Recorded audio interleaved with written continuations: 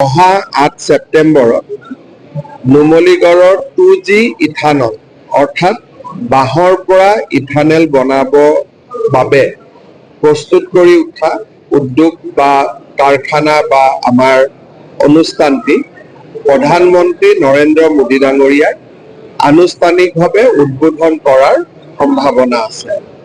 প্ৰায় 4,000 কোটি টকা ব্যয় কৰি নিৰ্মাণ হোৱা এনেধৰণৰ বায়' ৰিফাইনেৰী দেশৰ ভিতৰতে প্ৰথম।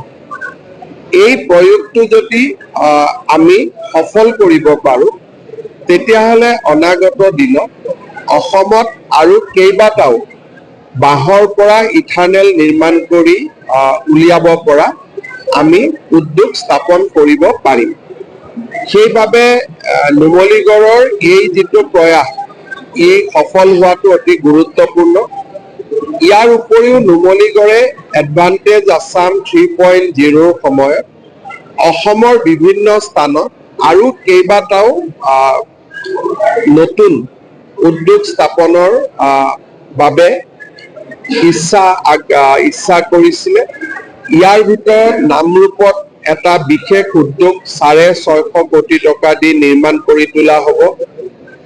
নুমলীগড়ৰ এক্সপানশ্যন প্লেনতো আৰু নতুন নতুন তেখেতসকলে প্ৰডাক্ট উৎপাদনৰ বাবে ব্যৱস্থা কৰিছে। মই নুমলীগড়ৰ পৰিচালন সঞ্চালক ডাঙৰীয়াৰ পৰা গোটেই কথাখিনিৰ বুজ ল'লো আৰু প্ৰধানমন্ত্ৰী ডাঙৰীয়াৰ ভ্ৰমণ যাতে আমি সফল কৰি তুলিব পাৰোঁ, তাৰ বিষয়েও সতীৰ্থ মন্ত্ৰী, বিধায়ক, সাংসদ সকলোৰে লগত আলোচনা কৰিম। সাধাৰণতে প্ৰধানমন্ত্ৰী আহিলে বহু সময়ত দেখিব পোৱা যায় নতুন নতুন কিছুমান চিন্তাধাৰা থাকে, নতুন কিছুমান ইয়াতে আমি আমাৰ কথাটো আছিল যে ইয়াত ঘোষণাৰ পৰিৱৰ্তে ফিতা কাটা। প্ৰধানমন্ত্ৰী ডাঙৰীয়া ইয়াতে ফিতা কাটিব আহিব আৰু ঠিক তেনেদৰে তেখেতে গুৱাহাটীত ৰিং ৰোডৰ আধাৰশিলা কৰিব। তাৰ পিছৰবাৰ আহিলে নামৰূপত সাৰ কাৰখানা আধাৰশিলা কৰিব। গতিকে প্ৰত্যেকটো ভিজিটৰে একোটা বাৰ্তা থাকিব। 8 ছেপ্টেম্বৰত অসমলৈ অহাৰ মূল উদ্দেশ্য হৈছে ডক্টৰ ভূপেন হাজৰিকাৰ জন্ম শতবাৰ্ষিকী। নুমলীগড়ৰ পৰা গৈয়ে তেখেতে গুৱাহাটীত জন্ম শতবাৰ্ষিকীৰ অনুষ্ঠানত যোগদান কৰিব। এলিভেটেড কৰিডৰ ভাৰত চৰকাৰৰ PIB বুলি কয়, এতিয়া PIB লৈকে গৈছে, এটা এটাকৈ পৰ্যায় আগবাঢ়ি গৈ আছে।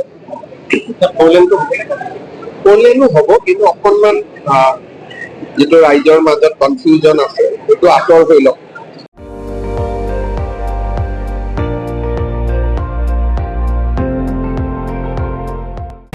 আপুনি চাই আছে ND24, সৰ্বশ্ৰেষ্ঠ নহয় সৰ্বোত্তমৰ দৌৰ।